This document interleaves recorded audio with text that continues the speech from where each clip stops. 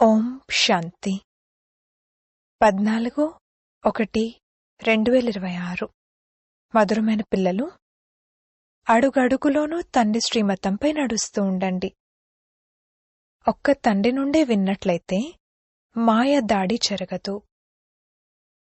ప్రశ్న: ఉన్నత పదవిని పొందేందుకు ఆధారమేమిటి?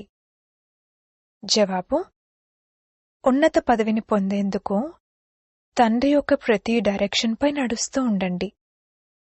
తండ్రి డైరెక్షన్ లభించగానే పిల్లలు దానిని ఆచరించాలి. వేరే ఏ విషయమూ సంకల్పంలో కూడా రాకూడదు. రెండవ పాయింట్: ఈ ఆత్మిక సేవలో నిమగ్నమైపోండి. మీకు ఇంకెవ్వరి స్మృతి కలగకూడదు. మీరు మరణిస్తే మీ కొరకు ప్రపంచమంతా మరణించినట్లే. అప్పుడు ఉన్నత పదవి లభించగలదు. పాట: మిమ్మల్ని పొంది మేము. ఓం శాంతి. మధురాతి మధురమైన ఆత్మిక పిల్లలు ఈ పాటను విన్నారు. ఇది భక్తి మార్గంలో పాడినటువంటి పాట. ఈ సమయంలో తండ్రి దీని రహస్యాన్ని అర్థం చేయిస్తున్నారు. ఇప్పుడు మనం తండ్రి నుండి అనంతమైన వారసత్వాన్ని పొందుతున్నామని పిల్లలు కూడా అర్థం చేసుకుంటారు. మన ఆ రాజ్యాన్ని ఎవరూ దోచుకోలేరు. భారత్ యొక్క రాజ్యాన్ని ఎంతోమంది దోచుకున్నారు కదా. ముసల్మాన్లు దోచుకున్నారు, ఆంగ్లేయులు దోచుకున్నారు. వాస్తవానికి మొట్టమొదట రావణుడు దోచుకున్నాడు. ఆసురి మతం ద్వారా దోచుకున్నాడు. ఈ కోతుల చిత్రాలనేవైతే తయారు చేస్తారో, hear no evil, see no evil, చెడు వినకండి, చెడు చూడకండి, దీని వెనక కూడా ఏదో రహస్యం ఉంటుంది కదా. తండ్రి అర్థం చేయిస్తున్నారు. ఒకవైపు రావణుడి యొక్క ఆసురి సాంప్రదాయం వారున్నారు. వారికి తండ్రి గురించి తెలియదు. ఇంకొక వైపు పిల్లలైన మీరున్నారు. మీక్కూడా ఇంతకు ముందు తెలియదు. తండ్రి ఇతని గురించి కూడా ఏమని వినిపిస్తారంటే, ఇతను కూడా ఎంతో భక్తి చేశారు. ఇది ఇతని అనేక జన్మల అంతిమ జన్మ. ఇతనే మొదట పావనంగా ఉండేవారు, ఇప్పుడు పతితంగా అయ్యారు. ఇతను నాకు తెలుసు. ఇప్పుడు మీరు ఇంకెవ్వరి మాట వినకండి. తండ్రి అంటున్నారు, నేను పిల్లలైన మీతో మాట్లాడతాను. అయితే ఎప్పుడైనా ఎవరైనా మిత్ర సంబంధికులు మొదలైన వారిని తీసుకొస్తే వారితో కూడా కొద్దిగా మాట్లాడతాను. మొదటి విషయం ఏమిటంటే పవిత్రంగా అవ్వాలి. అప్పుడే బుద్ధిలో ధారణ అవుతుంది. ఇక్కడి నియమాలు చాలా కఠినమైనవి. 7 రోజులు బట్టీలో ఉండాలని, ఇంకెవరూ గుర్తుకు రాకూడదని, ఉత్తరాలు మొదలైనవి కూడా రాయకూడదని ఇంతకుముందు చెప్పేవారు. ఎక్కడున్నా కాని మొత్తం రోజంతా బట్టీలో ఉండాల్సి ఉండేది. ఇప్పుడైతే మీరు బట్టీలో ఉండి ఆ తర్వాత బయటికి వెళ్తారు. కొందరైతే ఆశ్చర్యం కలిగించేలా విన్నారు, వర్ణించారు. ఓహో మాయా, మళ్ళీ పారిపోయారు. ఇది చాలా పెద్ద గమ్యము. తండ్రి చెప్పేది ఒప్పుకోరు. తండ్రి అంటారు, మీరు వానప్రస్థులు, మీరెందుకు అనవసరంగా చిక్కుకున్నారు? మీరు ఈ ఆత్మిక సేవలో నిమగ్నమవ్వండి. మీకింకెవ్వరి స్మృతి రాకూడదు. మీరు మరణిస్తే మీ కొరకు ప్రపంచం మరణించినట్లే. అప్పుడు ఉన్నత పదవి లభించగలదు. మీ పురుషార్థమే నరుని నుండి నారాయణునిగా అయ్యే పురుషార్థము. అడుగడుగులోనూ తండ్రి డైరెక్షన్పై నడవాల్సి ఉంటుంది. కాని దానికి కూడా ధైర్యం కావాలి. కేవలం నోటితో చెప్పడం కాదు. మోహపు బంధనం తక్కువేమీ కాదు. నష్టో మోహులుగా అవ్వాలి. నాకైతే ఒక్క శివ్ బాబా తప్ప ఇంకెవ్వరూ లేరు. నేనైతే బాబా శరణు తీసుకుంటాను. నేనెప్పుడూ విషమివ్వను. మీరు ఈశ్వరుని వైపుకు వస్తే మాయ కూడా మిమ్మల్ని విడిచిపెట్టదు, బాగా పడేస్తుంది. ఉదాహరణకు వైద్యులు చెప్తూ ఉంటారు కదా, ఈ మందుతో ముందు రోగమంతా బయటకు వస్తుంది, భయపడకండి అని. ఇది కూడా అటువంటిదే. మాయ బాగా సతాయిస్తుంది. వానప్రస్థ అవస్థలో కూడా వికారీ సంకల్పాలు తీసుకొస్తుంది.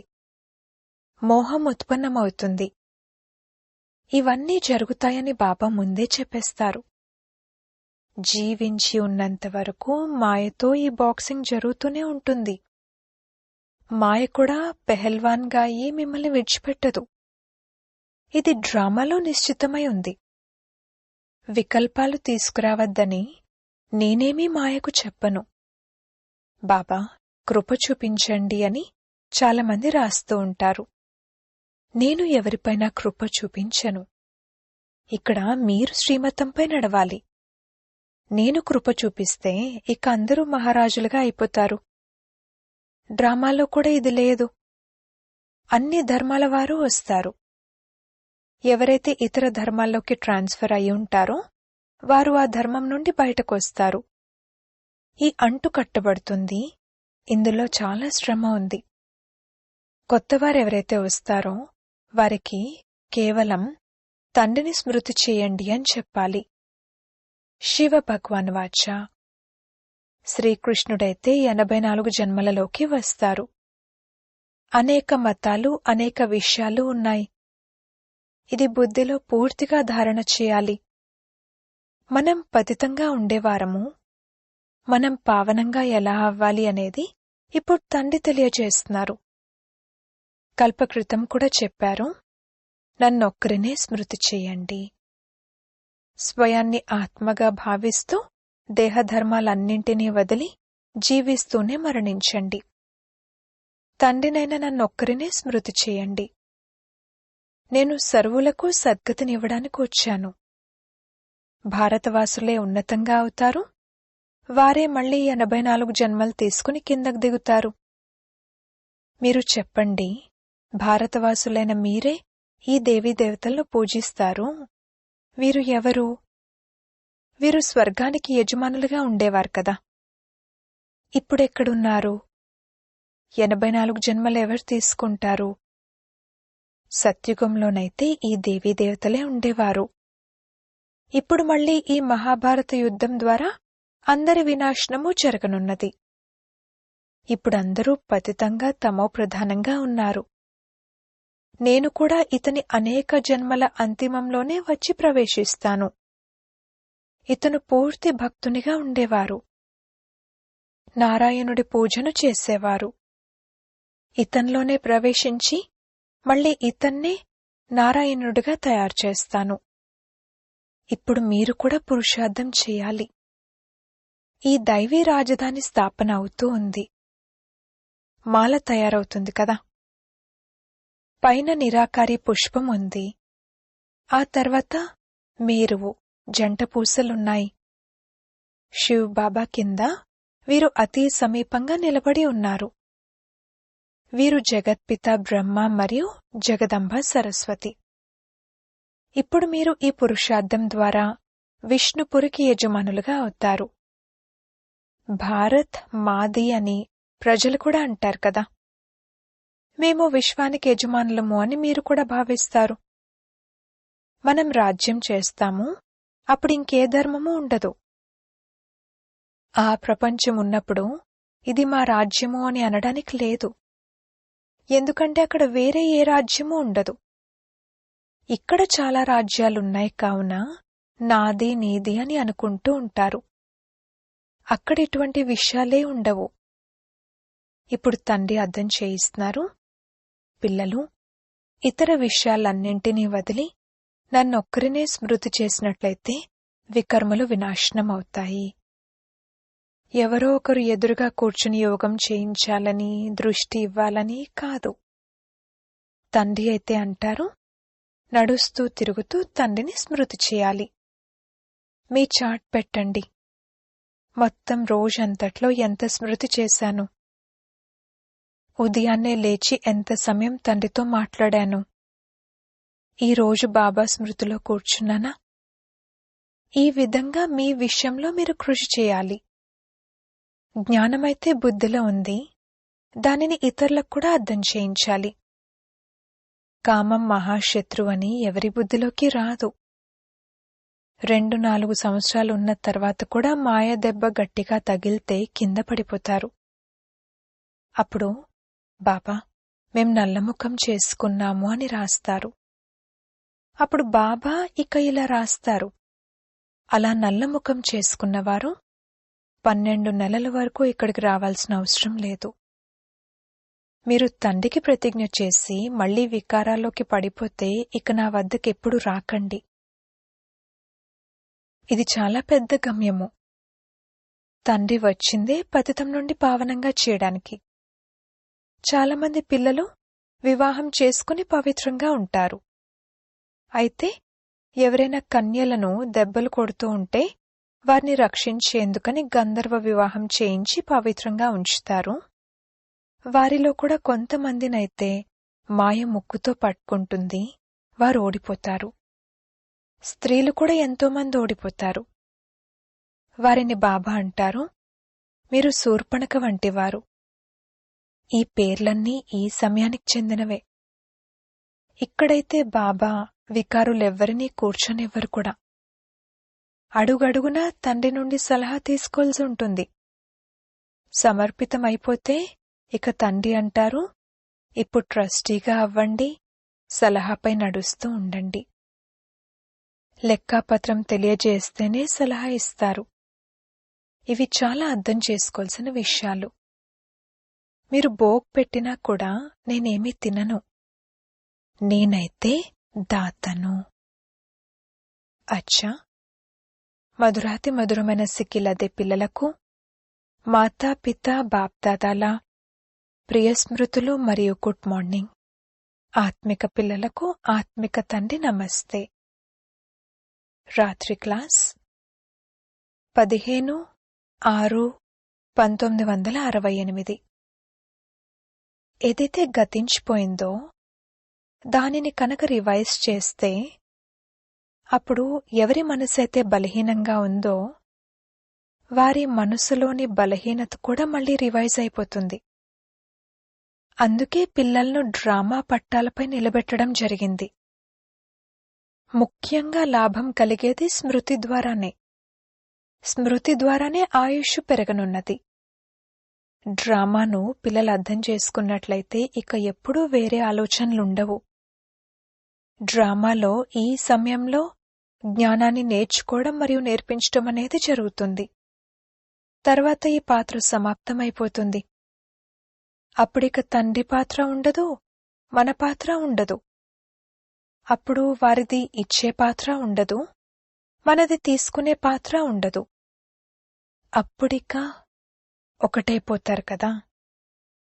అప్పుడిక మన పాత్ర కొత్త ప్రపంచంలో ఉంటుంది, బాబా పాత్ర శాంతిధామంలో ఉంటుంది. పాత్ర యొక్క రీల్ నింపబడి ఉంది కదా. మనది ప్రారబ్ధ పాత్ర, బాబాది శాంతిధామ పాత్ర. ఇచ్చి పుచ్చుకునే పాత్ర పూర్తవ్వగానే డ్రామా కూడా పూర్తయిపోతుంది. అప్పుడు మనం రాజ్యం చేయడానికి వస్తాము. ఆ పాత్ర మారిపోతుంది, జ్ఞానం ఆగిపోతుంది, మనం అలా తయారైపోతాము. పాత్రే పూర్తయిపోతే ఇక వ్యత్యాసమేమీ ఉండదు. పిల్లలు మరియు తండ్రి యొక్క పాత్ర కూడా ఉండదు. మీరు కూడా జ్ఞానాన్ని పూర్తిగా తీసేసుకుంటారు. ఇచ్చేవారి వద్ద కూడా ఏమీ ఉండదు. ఇచ్చేవారి వద్ద ఏమీ ఉండదు, తీసుకునేవారి వద్ద లోటు ఉండదు అన్నప్పుడు ఇరువురు సమానమైపోతారు. ఇందులో విచారసాగర మంతనం చేసే బుద్ధి కావాలి. ముఖ్యమైన పురుషార్థము స్మృతి యాత్ర. తండ్రి కూర్చుని అర్థం చేయిస్తున్నారు. వినిపించడానికి పెద్ద విషయంగా ఉంటుంది కానీ బుద్ధిలోనైతే సూక్ష్మంగా ఉంది కదా. శివ్ బాబా రూపమేమిటి అనేది లోలోపల తెలుసు. అర్థం చేయించేందుకు పెద్ద రూపంలా కనిపిస్తుంది. భక్తి మార్గంలో పెద్ద లింగాన్ని తయారు చేస్తారు, ఆత్మ అయితే చిన్నది కదా. ఇది సృష్టి అద్భుతము. ఎప్పటికని పాత్ర అంతమవుతుంది. చివరికి ఇక అంతం లేనిది అని అంటారు. మొత్తం పాత్ర అంతా ఆత్మలో నిండి ఉందని బాబా అర్థం చేయించారు. ఇది సృష్టి అద్భుతము. ఆ పాత్ర గురించి సంపూర్ణంగా తెలుసుకోలేరు. సృష్టి చక్రం గురించైతే సంపూర్ణంగా తెలుసుకోగలరు. రచయిత మరియు రచనల ఆది మధ్యాంతాల గురించి మీకే తెలుసు. బాబా నాలెడ్జ్ఫుల్. తర్వాత మనం కూడా నాలెడ్జ్లో ఫుల్ అయిపోతాము. ఇక పొందడానికంటూ ఏమీ మిగలదు. తండ్రి వీరిలో ప్రవేశించి చదివిస్తారు. వారు ఒక బిందువు. ఆత్మ లేక పరమాత్మ యొక్క సాక్షాత్కారం కలగడంతో సంతోషమేమీ కలగదు. కృషి చేసి తండ్రిని స్మృతి చేసినట్లయితే వికర్మలు వినాశనమవుతాయి. తండ్రి అంటారు, నాలో జ్ఞానం పూర్తయిపోయినప్పుడు మీలో కూడా పూర్తయిపోతుంది. జ్ఞానాన్ని తీసుకుని ఉన్నతంగా తయారైపోతారు. అంతా తీసేసుకుంటారు, కానీ ఎంతైనా తండ్రి తండ్రే కదా. ఆత్మలైన మీరు ఆత్మలుగానే ఉంటారు. తండ్రిగా అయితే అవ్వరు. ఇది జ్ఞానము. తండ్రి తండ్రే, పిల్లలు పిల్లలే. ఇవన్నీ విచారసాగర మంతనం చేసి లోతుల్లోకి వెళ్లాల్సిన విషయాలు. అందరూ వెళ్లాల్సిందే అనేది కూడా తెలుసు. అందరూ వెళ్ళిపోయేవారే. ఆత్మ మాత్రం అక్కడికి వెళ్ళి ఉంటుంది. మొత్తం ప్రపంచమంతా సమాప్తం అవ్వనున్నది. ఇందులో నిర్భయులుగా ఉండాల్సి ఉంటుంది. నిర్భయులుగా ఉండగలగడానికి పురుషార్థం చేయాలి. శరీరం మొదలైన వాటి భానమేది కలగకూడదు. ఆ అవస్థకు చేరుకోవాలి. తండ్రి తమ సమానంగా తయారు చేస్తారు. పిల్లలైన మీరు కూడా మీ సమానంగా తయారు చేస్తూ ఉంటారు. ఒక్క తండ్రి స్మృతే ఉండాలి. ఆ విధంగా పురుషార్థం చేయాలి. ఇప్పుడింకా సమయం ఉంది. ఈ రిహార్సల్స్ను తీవ్రతరం చేయాలి. అభ్యాసం లేకపోతే అక్కడే ఆగిపోతారు. కాళ్లు వణకడం మొదలవుతుంది. మరియు అకస్మాత్తుగా హార్ట్ ఫెయిల్ అవుతూ ఉంటుంది. తమో ప్రధాన శరీరానికి హార్ట్ ఫెయిల్ అవ్వడంలో సమయం పట్టదు. ఎంతగా అశరీరిగా అవుతూ ఉంటారో, తండ్రిని స్మృతి చేస్తూ ఉంటారో, అంతగా సమీపంగా వస్తూ ఉంటారు. యోగం చేసేవారే నిర్భయులుగా ఉంటారు. యోగం ద్వారా శక్తి లభిస్తుంది. జ్ఞానం ద్వారా ధనం లభిస్తుంది. పిల్లలకు కావాల్సింది శక్తి. కావున శక్తిని పొందేందుకు తండ్రిని స్మృతి చేస్తూ ఉండండి. బాబా అవినాశీ సర్జన్. వారెప్పుడూ పేషెంట్గా అవ్వలేరు. ఇప్పుడు తండ్రి అంటారు, మీరు మీ అవినాశీ ఔషధాన్ని తీసుకుంటూ ఉండండి. నేను మీకు ఎటువంటి సంజీవని మూలిక ఇస్తానంటే ఇక మళ్లీ ఎప్పుడూ ఎవ్వరూ రోగులుగా అవ్వరు. కేవలం పతిత పావనుడైన తండ్రిని స్మృతి చేస్తూ ఉన్నట్లయితే పావనంగా అయిపోతారు. దేవతలు సదా నిరోగిగా పావనంగా ఉంటారు కదా. మేం కల్పకల్పము వారసత్వం తీసుకుంటామని పిల్లలకు ఈ విషయంలోనైతే నిశ్చయం ఏర్పడింది. ఇప్పుడెలా వచ్చారో అలాగే బాబా లెక్కలేనన్నిసార్లు వచ్చారు. బాబా ఏదైతే నేర్పిస్తున్నారో, ఏదైతే అర్థం చేయిస్తున్నారో అదే రాజయోగము. ఆ గీత మొదలైనవన్నీ భక్తి మార్గానికి చెందినవి. ఈ జ్ఞాన మార్గం గురించి తండ్రే తెలియజేస్తారు. తండ్రే వచ్చి కింద నుండి పైకెత్తుతారు. పక్కా నిశ్చయబుద్ధి కలిగిన వారెవరైతే ఉన్నారో వారే మాలలోని మణులుగా అవుతారు. భక్తి చేస్తూ చేస్తూ మేం కింద పడిపోతూ వచ్చామని పిల్లలు భావిస్తారు. ఇప్పుడు తండ్రి వచ్చి సత్యమైన సంపాదన చేయిస్తారు. పారలౌకిక తండ్రి ఎంతైతే సంపాదన చేయిస్తారో లౌకిక తండ్రి అంత చేయించరు. అచ్చా, పిల్లలకు గుడ్ నైట్ మరియు నమస్తే. ధారణ కొరకు ముఖ్య సారము. మొదటి పాయింట్, మాయా పెహల్వాన్గా అయ్యి మీ ముందుకొస్తుంది. దానికి భయపడకూడదు. మాయాజీతులుగా అవ్వాలి. అడుగడుగులోనూ శ్రీమతంపై నడుస్తూ మీపై మీరే కృప చూపించుకోవాలి. 2వ పాయింట్, తండ్రికి మీ సత్యాతి సత్యమైన లెక్కాపత్రాన్ని తెలియజేయాలి. ట్రస్టీలుగా అయి ఉండాలి. నడుస్తూ తిరుగుతూ స్మృతి చేసే అభ్యాసం చేయాలి. వరదానము: ఆత్మిక గులాబీలుగా అయి దూర దూరాల వరకు ఆత్మిక సుగంధాన్ని వ్యాపింపజేసే ఆత్మిక సేవాధారి భవ. ఆత్మిక గులాబీలు తమ ఆత్మిక వృత్తి ద్వారా ఆత్మికత యొక్క సుగంధాన్ని దూర దూరాల వరకు వ్యాపింపజేస్తారు. వారి దృష్టిలో సదా సుప్రీం ఆత్మ ఇమిడి ఉంటారు. వారు సదా ఆత్మనే చూస్తారు, ఆత్మతోనే మాట్లాడతారు. నేను ఆత్మను, సదా సుప్రీం ఆత్మ యొక్క ఛత్రఛాయలో నడుస్తున్నాను. ఆత్మనైన నాతో చేయించేవారు సుప్రీం ఆత్మ. ఈ విధంగా ప్రతి క్షణము తండ్రిని హాజరుగా ఉన్నట్లు అనుభవం చేసుకునేవారే సదా ఆత్మిక సుగంధంలో అవినాశిగా మరియు ఏకరసంగా ఉంటారు. ఇదే ఆత్మిక సేవాదారుల నంబర్ 1 విశేషత. స్లోగన్: నిర్విఘ్నులుగా అయి సేవలో ముందు నంబర్ తీసుకోవడం అనగా నంబర్ 1 భాగ్యశాలిగా అవ్వడము. అవ్యక్త ప్రేరణలు: ఈ అవ్యక్త మాసంలో బంధనముక్తులుగా ఉంటూ జీవన్ముక్త స్థితిని అనుభవం చేయండి. బ్రాహ్మణ జీవితంలో దేహ బంధనము, సంబంధాల బంధనము, సాధనాల బంధనము అన్నీ సమాప్తమైపోయాయి కదా. ఎటువంటి బంధనమూ లేదు. బంధనం తన వశం చేసుకుంటుంది మరియు సంబంధం స్నేహం యొక్క సహయోగాన్ని ఇస్తుంది. కావున దేహ సంబంధీకులతో దేహం పరంగా సంబంధంగా కాదు, కాని ఆత్మిక సంబంధం ఉన్నట్లు. ఇటువంటి బ్రాహ్మణులు అనగా జీవన్ముక్తులు. ఓం శాంతి.